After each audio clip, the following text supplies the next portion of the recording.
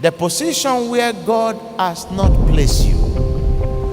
Don't go and portray yourself outside as if you are in that position. Because every position that you portray yourself to be, a time of test will come.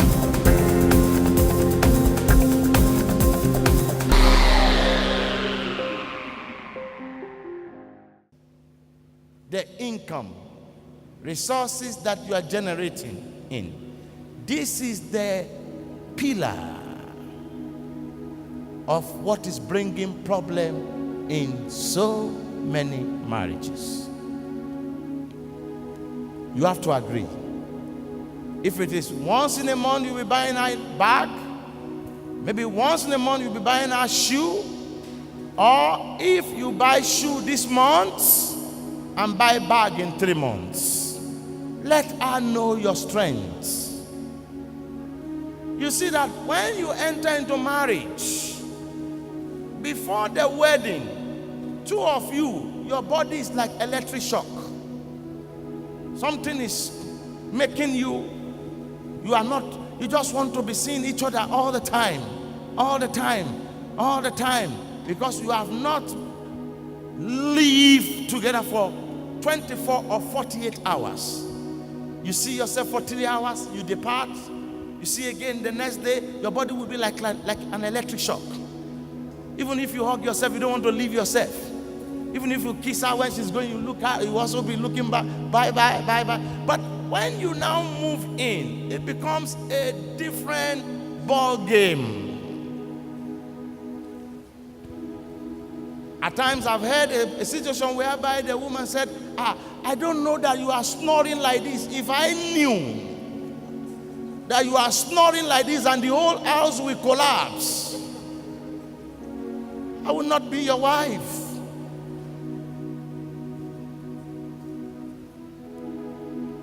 I heard some women say, if I knew what I know now, I would not have entered into such marriage. But you can still make adjustment. If two of you can humble yourself and face reality and look at where your problems are coming from and talk to yourself and say, this is our problem. Let us address it and let us work on it. It can be modified.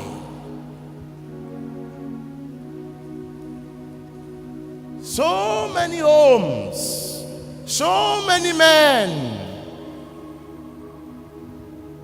they can tell you a lot what they are passing through. The same thing, so many women have a lot at their disposal that they can tell the world. So, two becomes one. But you need to sit down and agree on terms. Maybe your wife likes to go, she's a celebrity. And you may be a person that is an introvert person. You don't want people to know you. There are ways to go about all these things. You agree. She wants to be there. She wants to be there. She wants to be here. She wants to be there. You tell her, I am not like that. You are my wife. I love you. Want to go there? I allow you to go. But you see, the problem is that if the man allows you, then you must respect the time the man tells you to come back.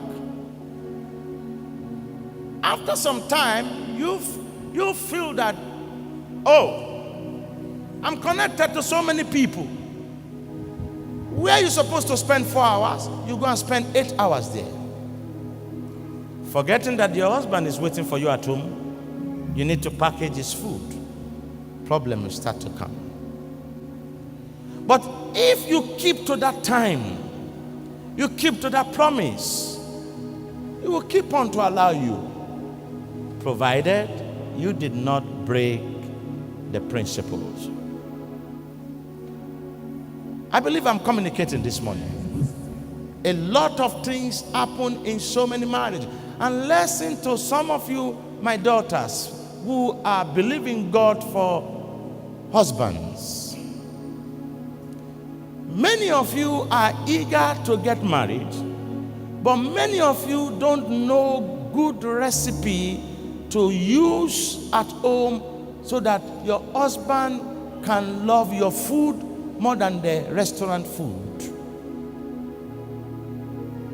Many of you don't read books on recipe. African women. Many of you don't go Nicodemously to some other women and humble yourself and say, teach me how to do this type of food, so that I can also prepare this same food for my husband. One of the things that has eroded the joy of some women is pride. Some women are very proud. And I can tell you one thing this morning. All women have an element of pride in them. But you must work on it.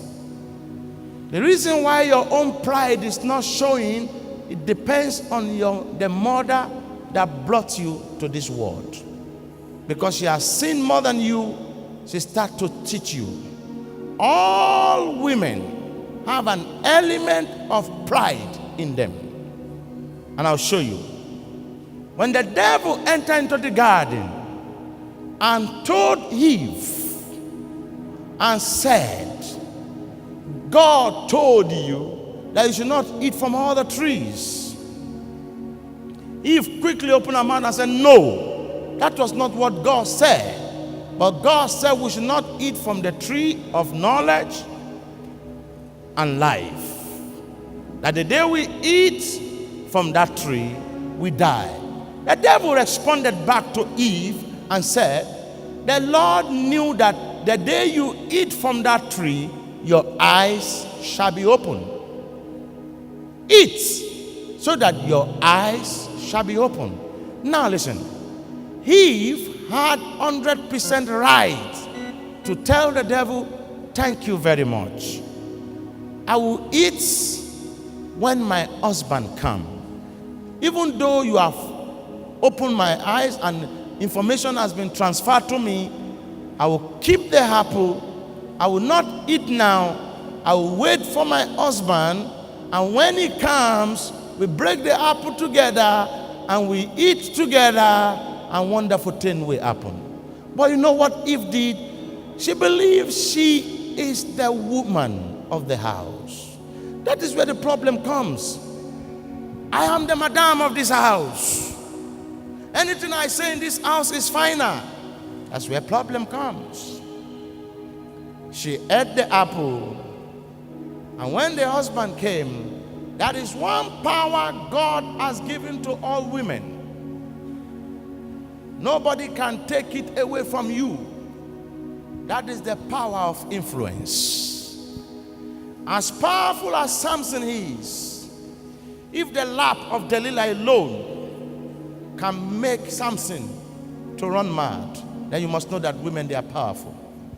At times, if some women, they are complaining in my office, I usually open my mouth to reprimand them. I say, look, shut up. Stop complaining. Go and use that natural instinct, that thing that God has given to you. Go and use it to capture and captivate your husband. You have the power of influence. And at the same time, you have an element of pride in you. Now, it is that pride, because of that pride, Apostle Paul said, you must submit.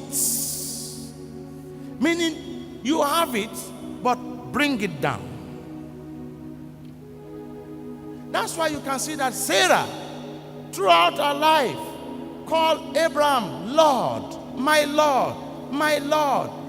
If you are a wife, you call your husband name, then something is wrong somewhere. The first thing you must do, what pet name will you be calling yourself? There must be a pet name. for husband and wife to use for themselves.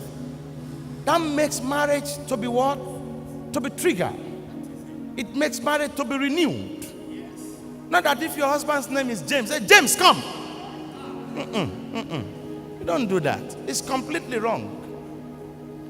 You see, these are the things that they don't teach us, and that's why we are having problem. Maybe you decide to use honey or my sweetie. Now, if you have a pet name for your marriage, how many times do you use the pet name in a day? You see, it's just like your mobile phone that you are using to call all the time. You know, the battery will be going down, will be declining. The more you use the pet name in your marriage, the more you charge your marriage. The more you charge your marriage. Now, you see, there are so many things many of you don't understand in marriage. Now, some of you believe in African marriage. African marriage says, even though if you are moved as a woman, don't show it to your husband. Let the man call you. Not all the time your husband should be calling you to the bed or to the bedroom and say, come. You too should call the man. Let her know that I have a feeling. Let him know that I have feeling for you. I'm also moved. Come. Even if you don't want to do it, whisper to his ear. Today, something must happen.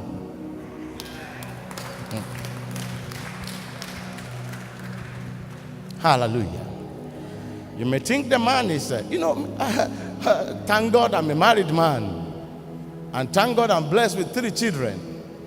And thank God, I give God the glory. It's not new to me anymore. But to help some of us who are just the upcoming ones, don't let your marriage be like an African marriage. Let your marriage be a biblical marriage. Don't wait for time for your husband to call you. You too, when he's coming from office, prepare. Some of our mothers in the olden days, when their husbands are coming back, they have gone to the washroom. They have put powder everywhere in their armpits. They have painted everywhere. They have dressed. They have made the table ready.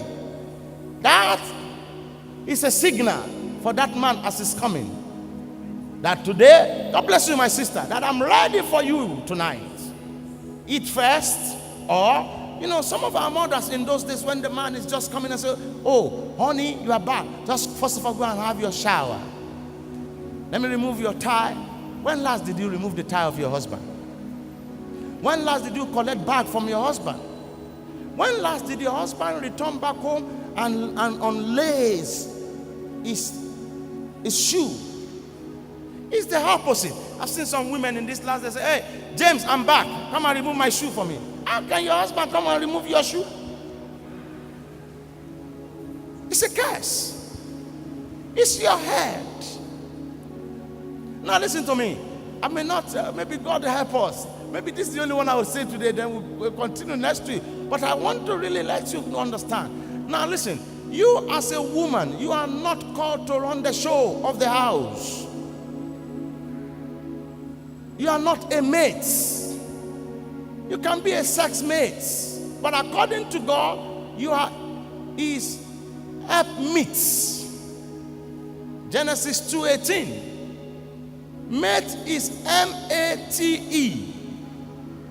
Meet is M-E-E-T. You are to always meet the man at the point of his needs all the time. But now, some movement has changed that meet to mate. That's where problem comes from. There is nowhere in the Bible where God said women should run the affairs of the house. You are not to run the show. Somebody, your husband, has the final say.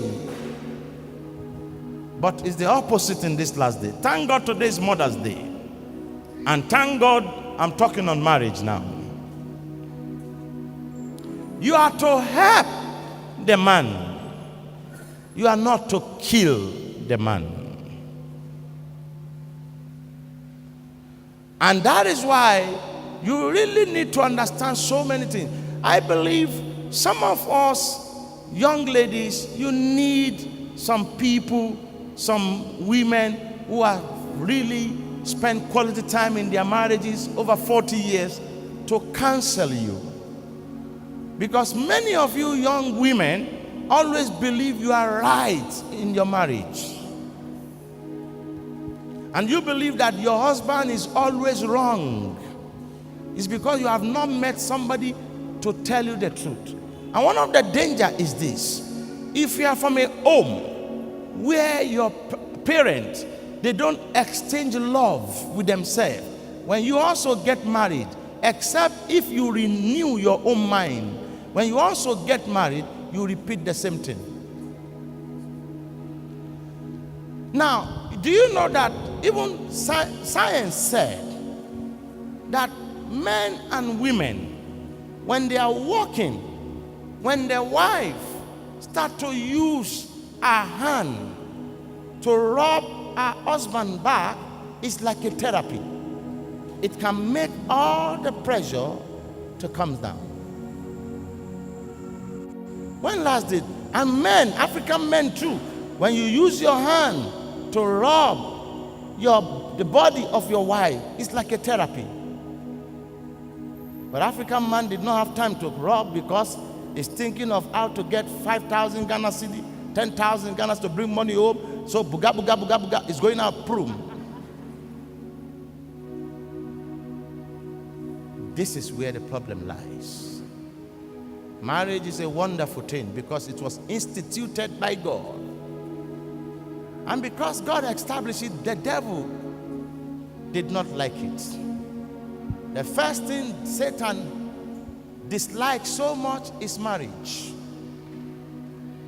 Because if he managed to break the marriage, he has destroyed everything. You must try your best and play your role very well in marriage. Each person, we both have a role to play, but play your role effectively. The moment somebody is playing his role or her role effectively, and the other is not playing his or her role effectively, there will be a problem in that marriage. Now we can all go back home and sit down and discuss and talk to ourselves and tell maybe our husband or our wife, we have both wronged ourselves.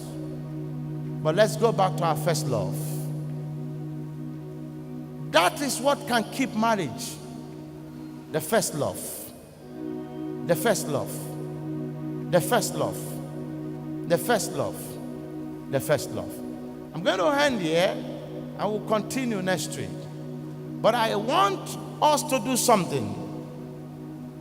Most of the things we have not been doing in our marriages, we should start to do them. If you notice the type of food that your husband likes, and if you don't know how to cook that food, if it requires you to go for vocational study or vocational training, go for that training.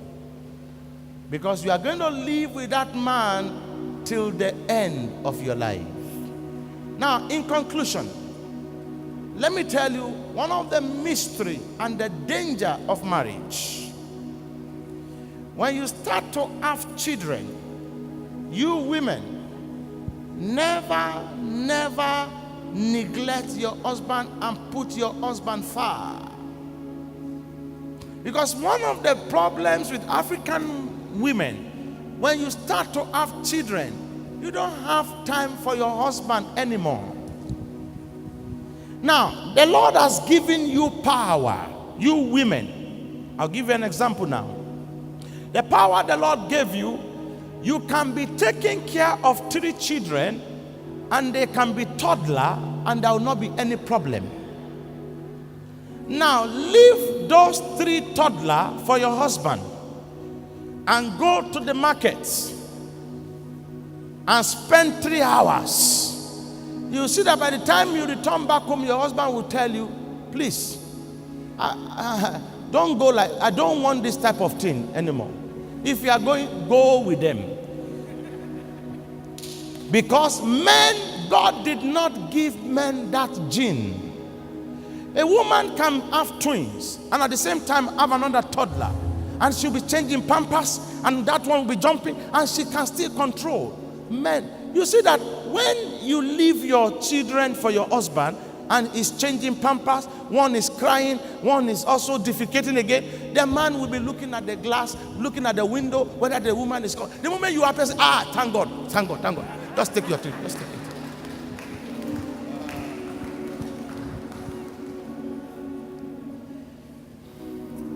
Hallelujah. You see, because when you start to give attention to your children and you neglect your husband, those children will grow to a certain age, 22, 25, 26, and they'll go to their husband's house, or they'll go and marry and move out of your own house. Now, if you have left your husband, you have left her at bay, you did not bring her power to your side, it will affect you at old age. So, he'll be doing his own thing separately, you'll be doing your own thing separately. Because the gap is too wide. It's more than a decade. It's more than 2 decades. You have turned the man to become stick. He doesn't care anymore. And that is where you mothers always say that man is a wicked man. The man is not wicked. No man that you draw closer and you give him what God has embedded in you, that will be wicked to you. But if you decide to create the gap, there will be problem. Because you have all the potentials, you mothers. Because we men, when those children, when they manage to get to the level that they'll be on their own, you will have twins, your daughter, your son, or your daughter-in-law, they may have twins, have this. Your husband cannot go there and take care of children. There's nowhere in the world that women will leave our own home and go and stay with our children and take care of their children. It's not part of our nature. It's not in our gene. But you women, they will call you. They'll call you to America. They'll come and take care of the twins. They'll buy a ticket for you. In Nigeria, in the eastern part, they call it omugo. When you are going, they'll buy a lot of things for you. But that man is at home. Maybe there is no money to get a cook. Maybe nobody to cook for him. Maybe somebody in the neighborhood will just be cooking for the man. Maybe thrice or 4 times in a week or in a month. And they'll put all the food inside the freezer and put the microwave beside the bed of the man. The man will dish the food, put it in the microwave. That is where problem comes. If care is not taken, that man may die very early. That was what sent so many men to their grave before their time. And that's why so many women became a widow. And when you travel to take care of your grandchildren, your son will give you money. Maybe your son may give you $1,000. And even if he tells you, give Papa 500, when you come back, you say, Papa, you don't know your children. Only $100 they gave me. The 900 you have tied it inside. $100. And this is a lesson to all fathers. That the children that we are having today and the marriage that we have entered into, we should try our best to mentor our wives and let them know that all these children will go on their way. It will remain two of us. And if we are not friends now, we cannot be friends forever. And there will be problem. I rest my case here.